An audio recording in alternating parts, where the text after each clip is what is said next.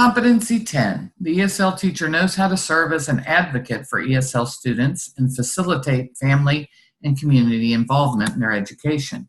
This is the shortest domain, and for me, I think the easiest, because these are all strategies that we use already as educators with all of our students, and it's not a whole lot different for ELLs. It's maybe a little bit more challenging because it may be hard to reach out to the parents because of the language barrier and other issues, but it's pretty much what we do with families and parents of all students. Competency 10 descriptors include applying the knowledge of effective strategies, advocating for educational and social equity for ESL students. And for me, what this means is if you are ESL certified in working with these students, you're much more aware of their needs. And you may find yourself having to advocate for the students to get their needs met. For example, as an ESL teacher myself, I often had to work with other teachers on ways to accommodate their assignments and to assist in letting them know certain things about the students. For example, if I knew their TELPAS results, but they didn't, I could share that information. If I knew their language proficiency, if I knew the student and the family better, I may be able to share that information.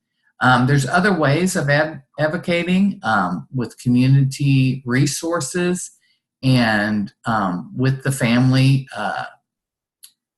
on various issues. But being an advocate just means that you're knowledgeable about the student and you're willing to assist them in any way meet those needs. Understanding the importance of family involvement and knowing how to facilitate that participation, both in the education of the students and school activities. So for example, you may notice that that parent hasn't been coming to any of your activities or math night, or hasn't made the conferences or meet the teacher, whatever. Reaching out to that parent to find out maybe why. Was it a scheduling issue? Were they not really aware? Maybe the materials that you're sending home aren't in their language, or they didn't understand. Or maybe they feel a little apprehensive about coming up to the school. Many other cultures don't get involved or really try to assist the teacher because the teacher is highly respected. So it may be that they just don't want to interfere, even though you've invited them. So maybe just making sure that they understand how important it is and how much you want their participation. Applying skills for communicating and collaborating, for talking with the parents or sending materials home. Remember, it's important that you do provide that information in a way that they're going to understand it. And if you're not translating everything, another way is just to have someone, contact them and in their language, maybe orally tell them, what's going on. Or at an event that they come to, if everything's in English, maybe having someone that will at least summarize for you, or, having materials. Then knowing how to engage the community, both the community members and the resources, to positively affect the learning in your program.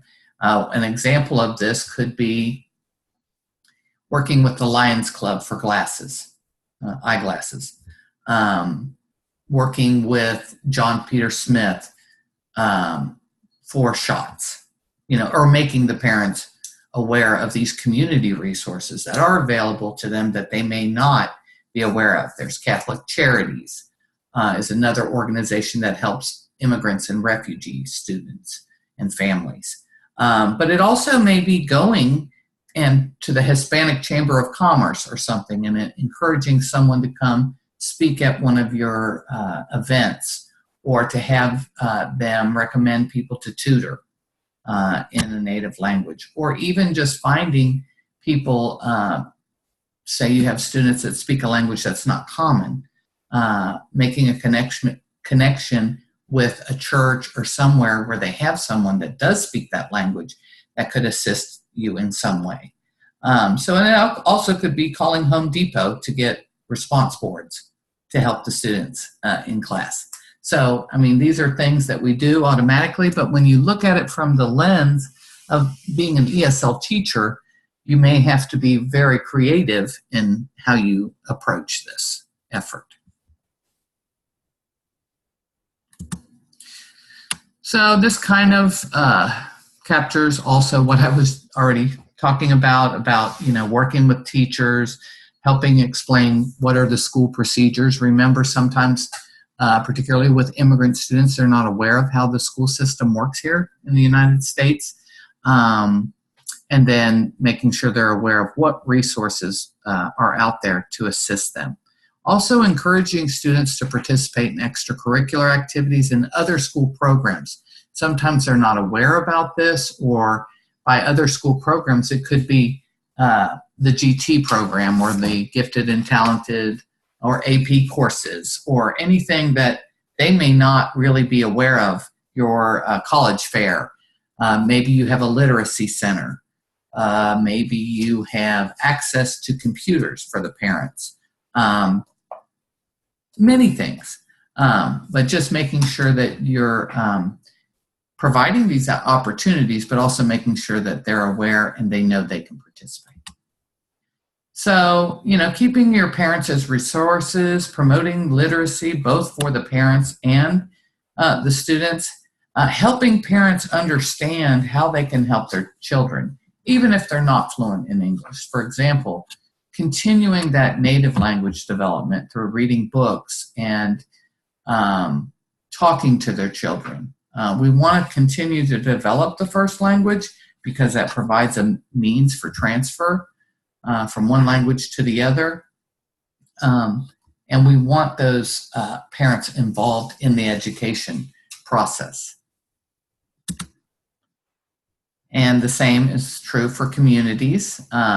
These are some other examples: corporate sponsorships, work cooperatives, higher education opportunities, making sure that these things that we offer all our parents are accessible to these parents and community members.